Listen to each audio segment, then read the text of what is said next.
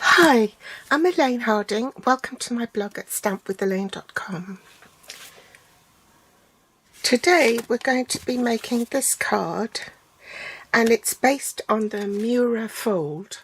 It was named after a Japanese astrophysicist called Miura, who developed it for solar panels which launched into space. Just a little factoid.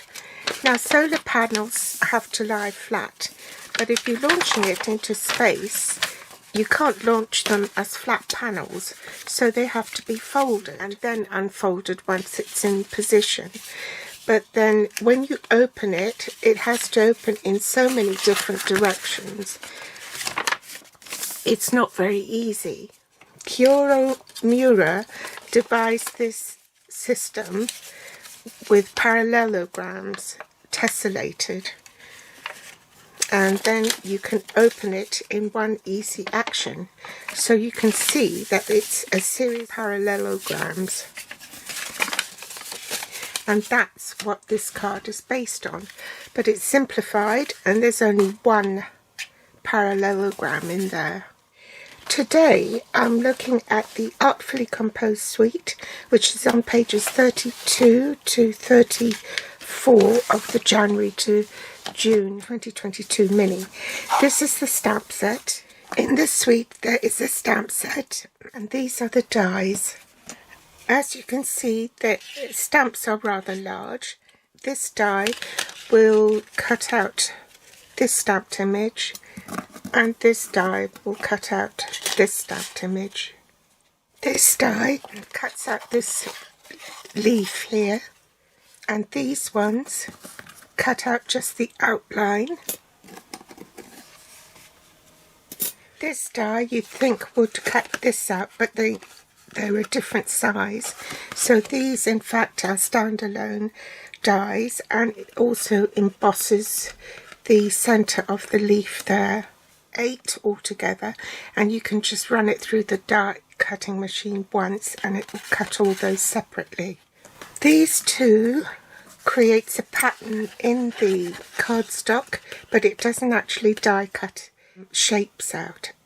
And what I love most about this set is actually the stitched edge border die. It's longer than that, but I had to cut it off so it would fit on the card. The fonts are really useful. It's very generic and it can be used for any occasion. They're quite big as well. And there's this one here, which I think is probably in Latin, because it's got words like semper and finibus. You can use that sort of as a vintage background. In the suite they have this wide 3/4 inch frayed ribbon, these faux sea glass shapes. They also have 12 by 12 inch vellum. They're called vellum layering designs, and there are 4 each of 3 designs, 2 of the black and 2 of the white. So this is the one with the maps. This one's in white and that one's in black. This is the script one. You can't see it very well, can you? You probably see it better in black. And then there's this one. See it better in the black. This is identical really. And then they have the Artfully Composed 12 by 12 inch designer series paper. I've cut this down to 6 by 6 so you can see it more easily.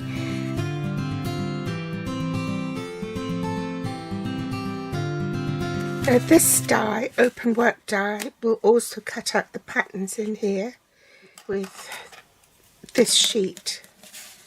And these are Monstera leaves, which is also known as a Swiss cheese plant. You can also use this stamp to stamp over the leaf to create this detail. Won't be an exact match because obviously the stamps aren't clear. You can sort of roughly gauge where it should be. Let's do one. You can roughly gauge where it is. So it gives it an abstract look. And with this stamp, you can fill in with the other stamp here.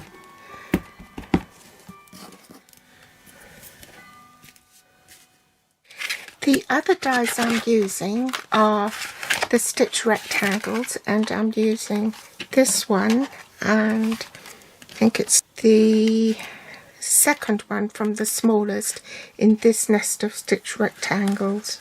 Scraps of Pear Pizzazz and Evening Evergreen to die cut my leaves and stamp my sentiments.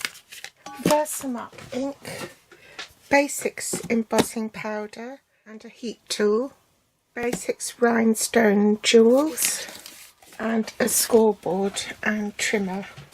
So first I'm going to cut my cardstock, and I want this at 11 1/4 inches. So I'm using basic white thick cardstock. Line it up at 11 1/4 inches and cut this off. Then turn it on the short side and cut it at 5 3/4 inches. You'll also need a piece that is 5 3/4 inches by 3 3/4 inches.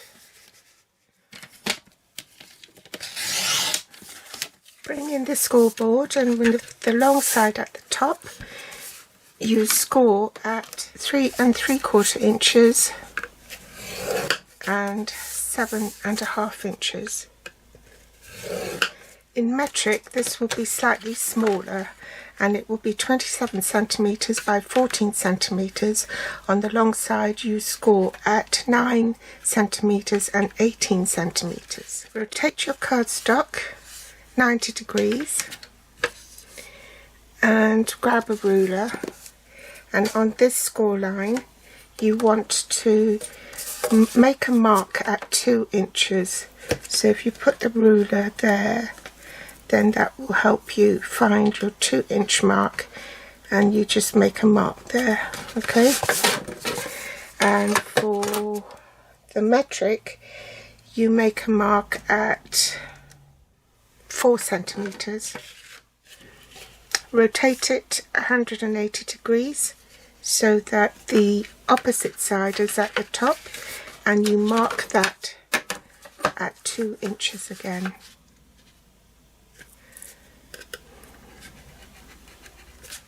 Now with the short side at the top, you want to line this left edge at 4 inches, which is 2 inches where exactly your mark is. So your 2-inch mark will now be on the 6-inch score line on your scoreboard.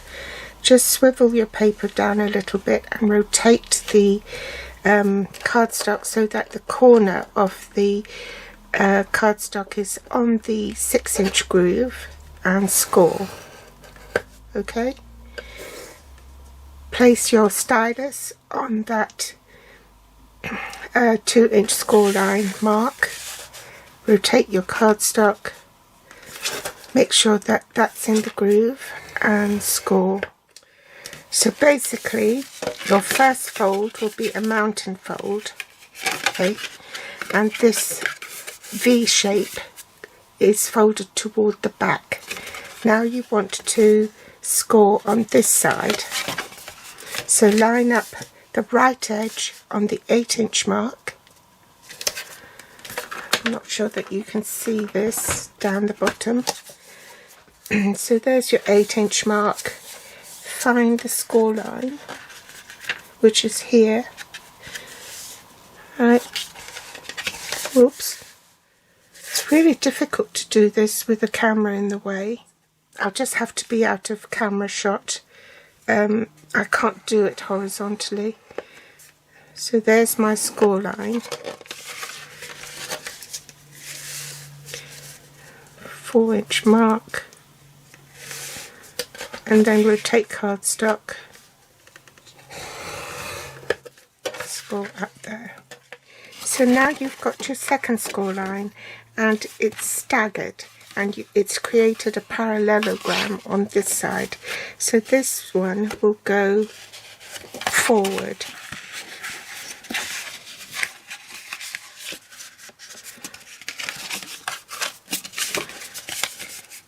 So that's a valley fold, but this triangular bit is a mountain fold. So there you have your Miura fold, and you can start putting your pattern paper on top. Now I've used basic white cardstock so you don't have to cut the parallelogram in here. Makes life a lot easier. I don't know about you, but whenever I have to cut things at an angle, I can never get the diagonal lines to match up perfectly. So one way round it is to actually cut the cardstock the same size as your panel. So I cut these originally at 5 3/4 by 3 3/4, measured the 2 inches, cut this off, okay, and then I measured an 1/8 of an inch on all 4 sides and then cut that. So now this template matches up with the angle here perfectly. When I want to cut the designer series paper, I just measure 3 1/2 inches and cut a strip off. I butt that up, use a post-it note to keep it together,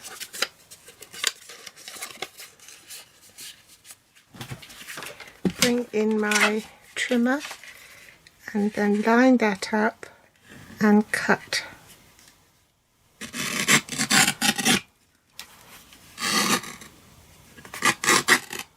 So there's my perfect match. Now to do this one, you have to cut it in the opposite direction. So all you have to do, you want it going down this way and the paper on this side. So then you turn the paper round, stick it down with a post-it note to make sure it doesn't move, cut it in the opposite direction, line that up, and now you have a piece that will fit this side. Okay, so let's glue that down and glue this other piece down as well. Then I created a template for this. So this measures, it's 2 inches down, so it's 3 3/4 inches by 2 inches, and then I cut it in half so that there's one triangle up there and one triangle here, and then again I took off an 1/8 of an inch on all 3 sides to create this template.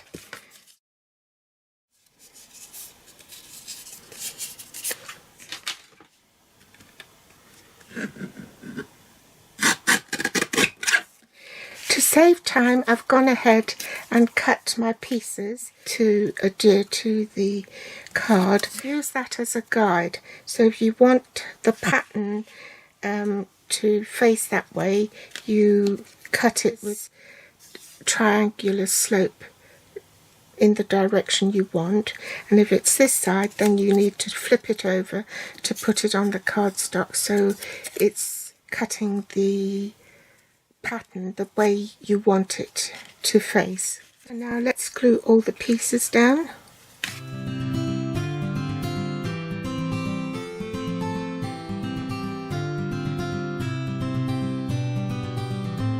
Now remember the extra piece that you cut. Now if you try to stand this up, it's not very stable, it will fall down. So this is what you need the other piece for. Butt that up on top and use a pencil to draw a line. And basically you don't want glue on this side. So apply adhesive to the back, the front of your card, so that's the back. So you want to flip that over and make sure that that is flush with the back of your card and right on the fold. And press it down, then your card will stand up. Next I'm going to stamp my sentiments, so I'm going to use a dust buddy. Stamping up, don't supply this anymore, but as an alternative you can use talcum powder or corn flour. Bring in my Versamark ink. Oh, I forgot to press record. I've also stamped hay there. so I can emboss them both at the same time.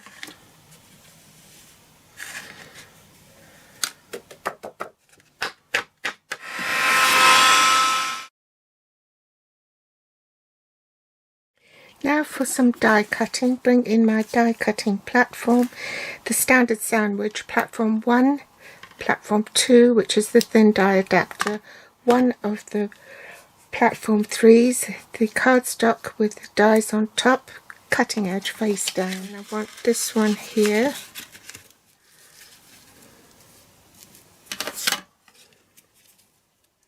And this one here, then I can go and run that through the machine and I'll be back. Now, these are my die cut pieces, and I've already applied Tombow glue to the backs of the die cuts, and I've allowed it to dry. And if you do that, you know when it's dry when it goes clear. If you allow it to dry, it becomes repositionable, like the adhesive on the backs of post-it notes. So then if you don't have it in the correct position, you can readjust it as you wish. I'm going to pop this on the back like so, and then pop this up on dimensionals.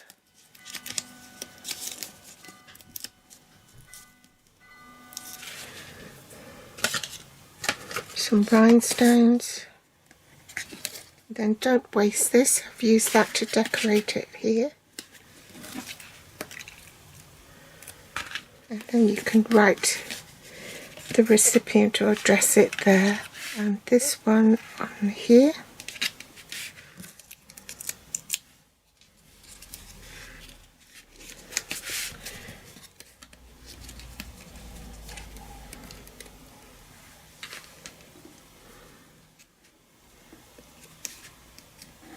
Before I go, here are some other samples using the same fold. This time I've done it so that you can do a greeting on the back, and I've used vellum paper for the centre panel and a bit of ribbon, and there's the designer series paper where I stamped over it with the Monstera stamp. In this sample I used those dies that you can't cut out, but it leaves a pattern, and I used the vellum paper and I actually stamped inside this one, and then on the back I cut off this portion here, just like for these designer series paper, to make a prop card will stand up straight. So you have several options making this type of card. Which do you prefer? This one with the triangular prop, or this one with a rectangular one where you can stamp on the back, or the one we made today, which is this one with just the plain back. So thanks for joining me today. Pop back for more inspiration next time. As usual, you find all the links to the supplies below this video in the show more section. And if you'd like to read more about it, I'll leave a link to my blog post for this project. Thanks for watching. Bye.